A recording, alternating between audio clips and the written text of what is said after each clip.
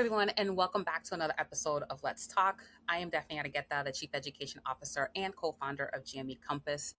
Today's conversation is something that has the power to really completely shape your career because it certainly has mine. But honestly, it's not discussed nearly enough in graduate medical education, which is networking. And, now before you start thinking that we're going to be talking about like collecting business cards or like awkward conference conversations or things like that, that is not what this episode is about. Networking is about building genuine relationships. It's about learning from others, finding mentors, sharing experiences, and also creating opportunities, not just for yourself, but also the people that are around you. And I can honestly say that many of the opportunities that I've had throughout my career, including the relationships that eventually led to even establishing GME Compass LLC, started with a single connection. And that's why I'm so excited for this conversation today. Joining me is Meredith Feldman, and she's the Neonatology Fellowship Program Manager at the Children's Hospital of Philadelphia. Meredith's path to GME is a little unique because she began her career as a kindergarten teacher.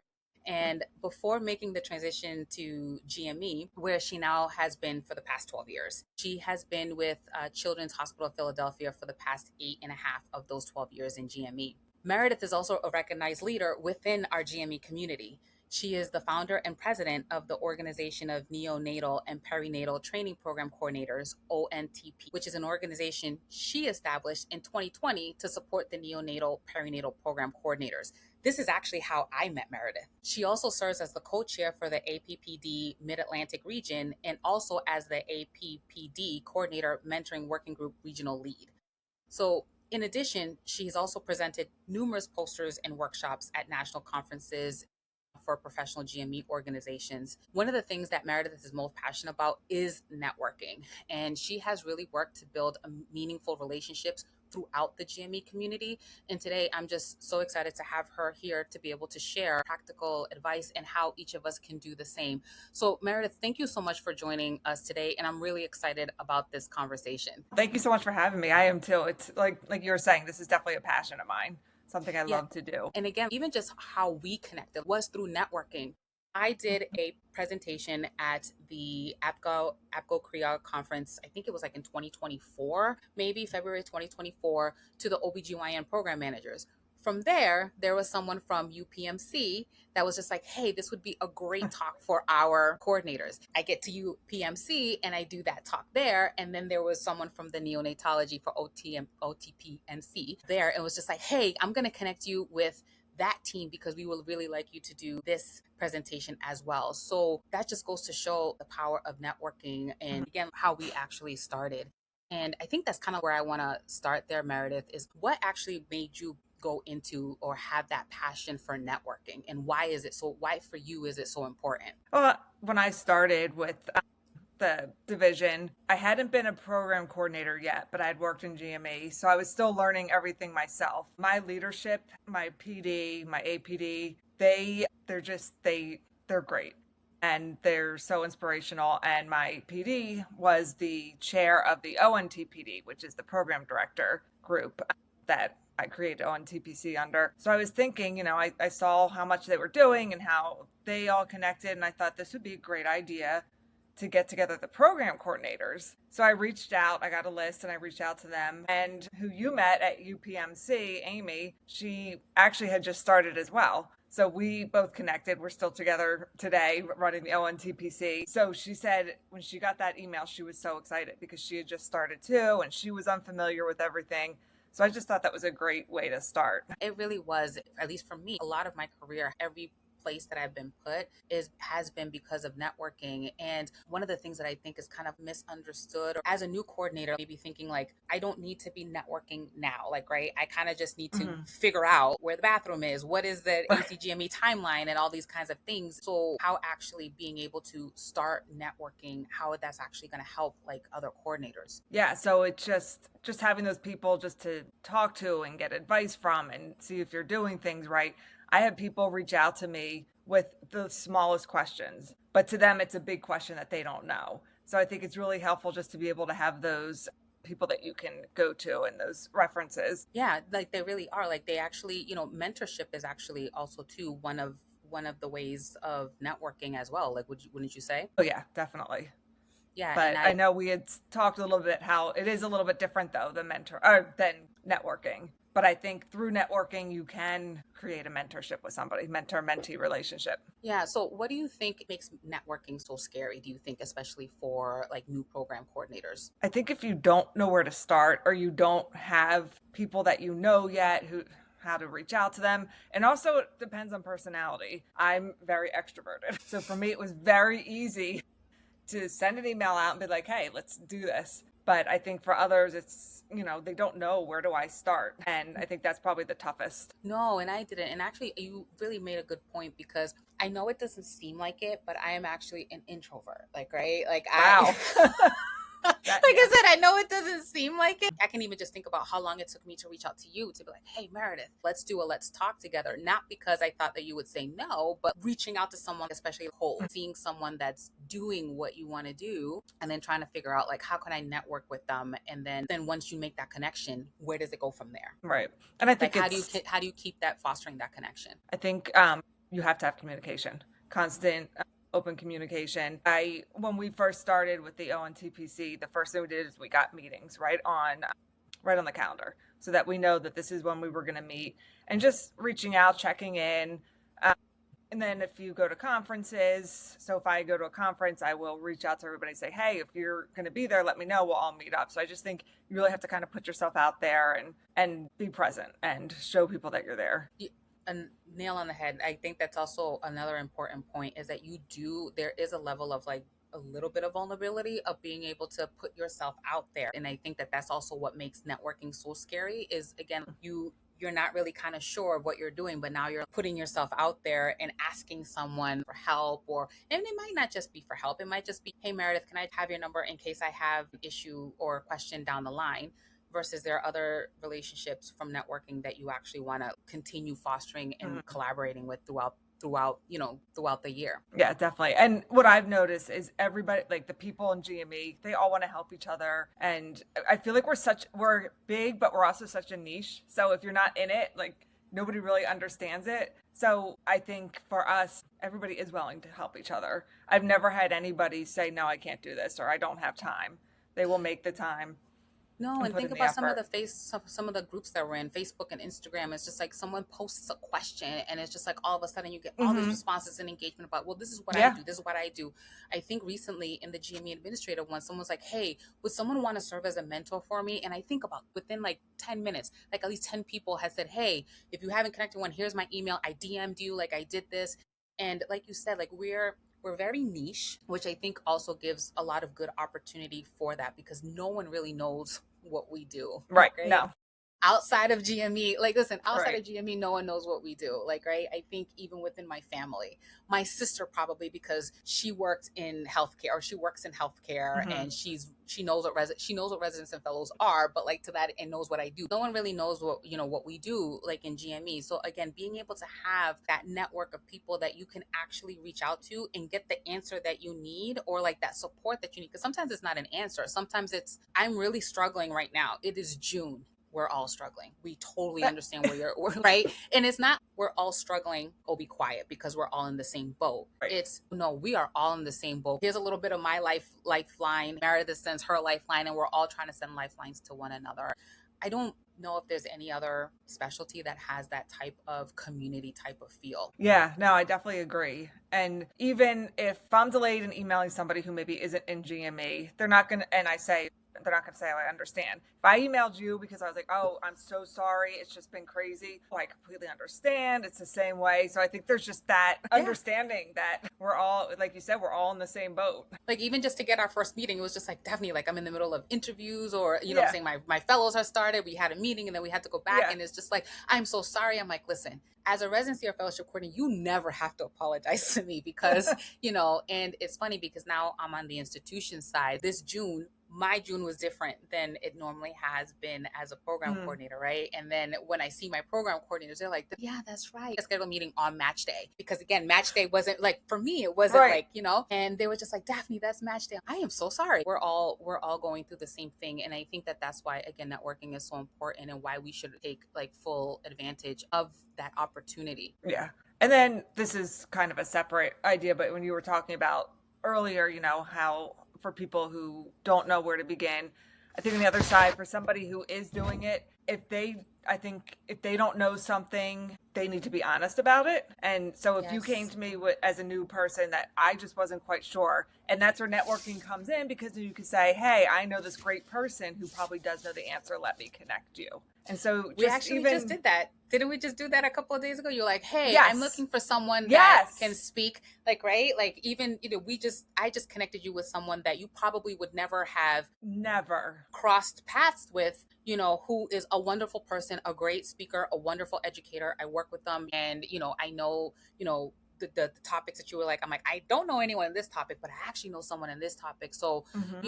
even that way, like, being able to do that of like, because sometimes it's not just you, like, right, like you, Meredith, reached Yeah. out to me, not necessarily saying, oh, Dafny, are you an expert in this, can you do this? You're like, do you know someone? Oh, I do. Yeah. You were the first person I thought of to ask. And that's the thing. And then you'll start building kind of a black book of who you can go to for certain things. So it's Yeah. just, you just need to keep, and I'm sure it's hard for people who maybe are introverted.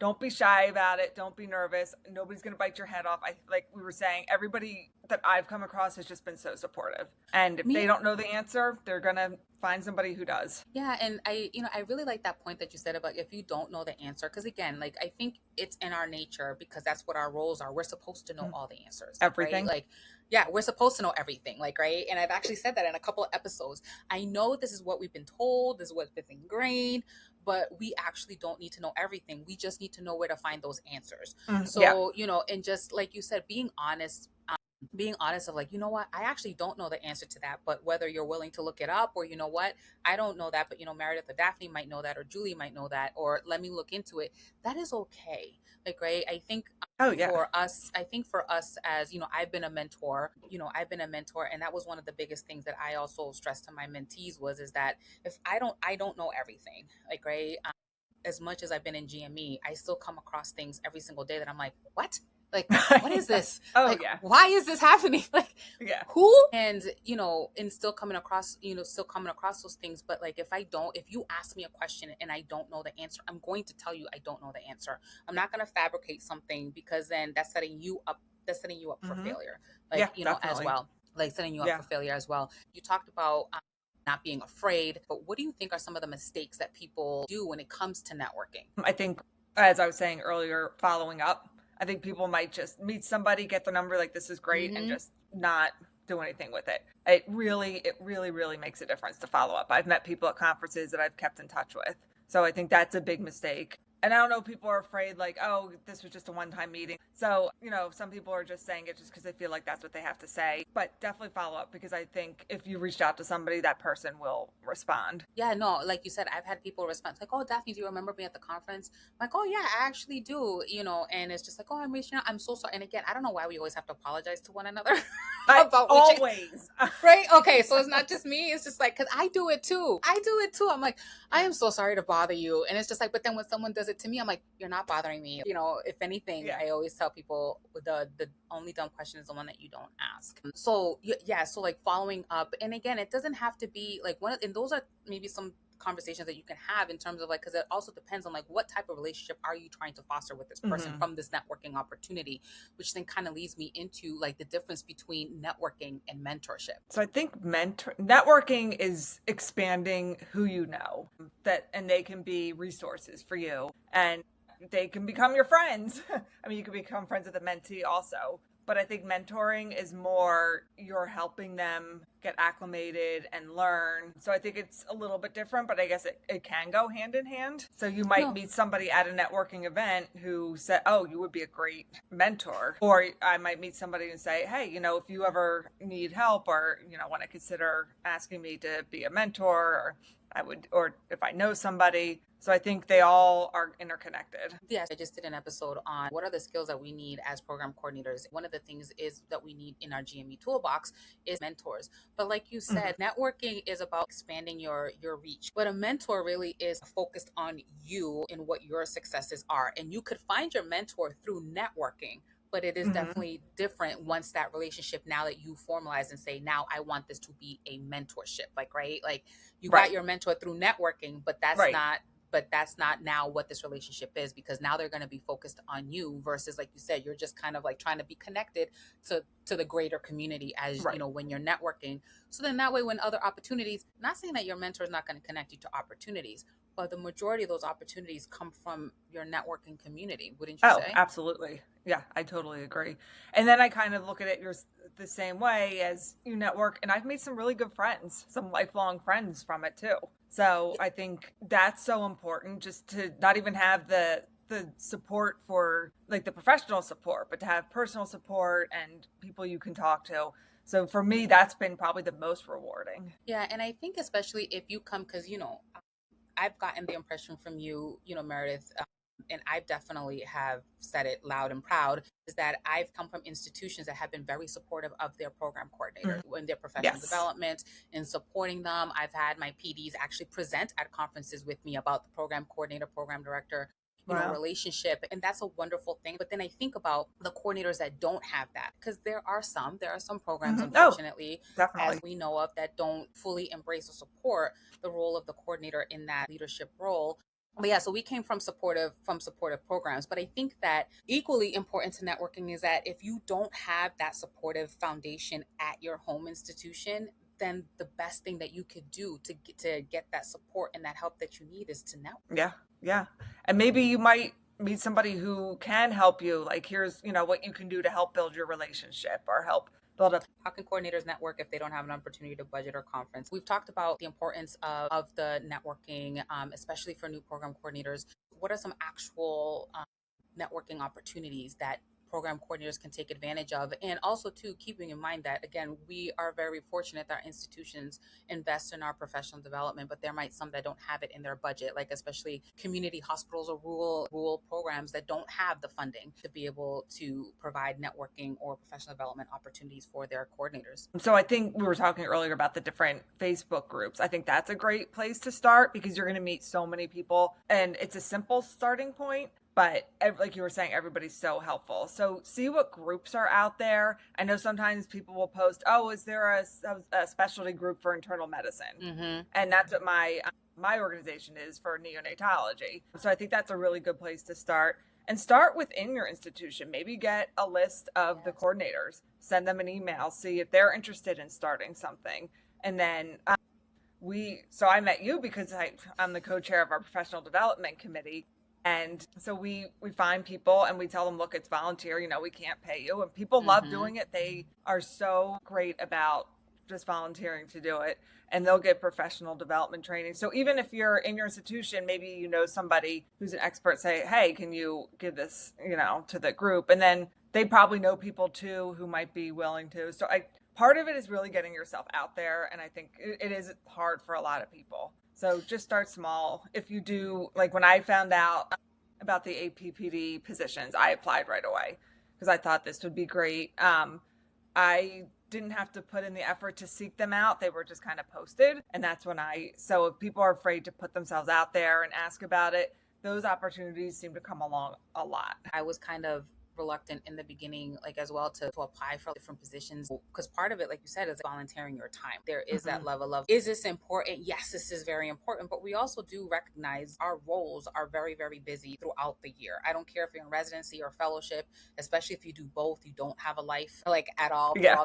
throughout the entire year. I think that's kind Yeah. of your life, right? Is like Yeah. you Yeah. kind of do both, but it is something that you definitely should invest in. And I think what the biggest message is that you're saying is that you don't have to necessarily go to a conference to network. I think being able to find, if you're not able to go to a conference, being able to find like those free or accessible ways of being able to connect with others to get your information. Like you said, look at your specialty board. Like I thought OB, actually, to be honest, was the only one that had at MOG. Nope. Like just about every specialty has some type of society, association, or something Yes. attached to their board, that is also an opportunity. Yeah. Yeah. I agree. There's a lot out there. It's just you have to find it. You do have to find it. I feel when you're dealing with a mentor or someone is mentoring you, you kind of have to have an idea what your goals are, like kind of Hmm. like where do you see yourself within the next year, what do you want us to work on, versus when you're networking, it's almost like you're able to connect in touch with different people that are doing different things that are within your same realm, to kind of, it's almost like residency where it's giving you kind of like Yeah. little broad strokes of like kind of like how Yeah. everyone else does it. Now you can come back and now you're a faculty person and you're like, I'm gonna take what Meredith said, Daphne said, and like, and I'm just Yeah. gonna mesh it all and make it And it's into almost my more, way. the network is more like, oh, here, I don't want to talk to you about I'm not going to sit here and talk about my goals and what I want to do. It's more, I really enjoy doing this too. Tell me more about it. And then it can lead to collaborations, and that just starts a whole new branch. Yes, no, it really does. And, GME Compass was actually, that's one of the founding pillars as to why it was created, was to Hmm. be able to also be a source of networking for program coordinators as well. The fact that we have so many coordinators and managers from different institutions across the country that want to Hmm. collaborate with us, that is wonderful. Like being able to have this conversation with you, where again, we're two people that the foundation of where we are and why we're sitting where we are with the confidence that we Hmm. have is because of all the networking opportunities that Yeah. we've created for ourselves, but then also for others. And I think that that's also what's so super important also too, as about those networking opportunities, is that if you're able to create one for someone, like please do, like being able Hmm. to connect others with other people. Yeah. Absolutely. I think it's so important to do that. And I've done that and people have done that. So yeah, that's a great way to also just make those connections and meet more people. So, So, as we promised, this episode wasn't about just, oh, go to conferences and collect business cards and go on LinkedIn. And not that there's anything wrong with LinkedIn, but networking, especially in GME, is a little bit different. And it does, as Meredith has said, it does mean putting yourself out there, looking for some of those opportunities, those networking opportunities, because they're not going to come. I think that's also something maybe we didn't touch upon, was those those networking opportunities not necessarily are going to come directly to you. You know what I'm saying? You're going to have to seek them out. But just know that by making those networking opportunities and those connections with your GME community, you're building your GME village. And every coordinator needs a GME village, whether it's in your institution or outside of your institution. and it's not going to, it might be easy for some people at first, and then for some it might not. But as you do it, it's going to become easier. And maybe an idea would find somebody who you work with, who you go to a conference with, who is more outgoing, and stick by them. And maybe they can help you and help expand that group. But it's just like anything, you just need to practice it. And I really don't think that it's something you need to be afraid of rejection, because we are all here to help people, and you might make some really close friends. I think, like I said, the most grateful for the friendships that I formed, both Oh, personally and professionally. absolutely. I have a company with my GME BFF, like where I never Yeah. thought that through the networking of how I connected with Julie and then being able to, started working together and collaborating to now get to this point. So, definitely in some of the coordinators, especially like in OB, because I was in OB for so many years, I still keep in contact with like how are things going, or and sometimes it's not like I said, as you know, I broke my ankle like a couple weeks ago, and and they're all, I don't work in OB anymore, but like Right. everyone was here for the conference in Boston. Say, hey, Daphne, you coming? I'm like, I broke my ankle. They're like, but then now they're like, hey, how are you doing? Like, no one's asking me about work. No one's like, hey, what, I'm Yeah. saying, do you have a template for this? It's like, how are you doing? How are your kids? Like, oh my gosh, so and so is graduating. I can't believe that. Like, especially the ones that have known me since I started in GME, like when I was a GME intern. So like you said, Yeah. some of your greatest friends and relationships come out of those networking opportunities. So, definitely try to invest. I think that, investing in yourself, I've said this before, is one of the most important things that you could do, like as a coordinator. And this is one of those things that you could do. So, definitely, Meredith, thank you so much. How can people reach you if they want to connect with you more about networking opportunities? That, like, if someone wanted to even create an opportunity at their institution for their coordinators and stuff, like, what is some advice, or how can they reach out to you to do that? I love helping people. So I would love to hear from people if they're interested or have any questions or want to pick my brain. So please, you can email me, Feldman, F as in Frank, ELDMAN as in Mary, and then the number 1 at chop.edu. I'm also on LinkedIn. I think it's just my name, Meredith Feldman. So if you want to connect with me on there, send me a message. I'm on all the GME pages, and of course through GME Compass you can find me. Or you can reach out to Dafny if you're having a hard time finding me. But you shouldn't have a hard time finding Meredith. Right. Hopefully not. You should not. No one in GME should have a hard time finding Meredith, because if you heard at the beginning, like, she has been around like GME and really has made a mark, and really truly appreciate all the work that you have done to put into networking. Because again, as someone that has really been fortunate to benefit from it, like, I really hope that everyone takes this and resonates with it and really uses it as an opportunity to help them as well when it comes to being able to network and realizing the power of networking. But I will definitely share Meredith's contact information. Thank you, everyone, for joining us today. Please leave us questions in the comments, feedback. We hope you enjoyed this episode and hope you'll be back for the next one. Thank you, everybody. And thank you, Dafny. Thank you, Meredith. Bye.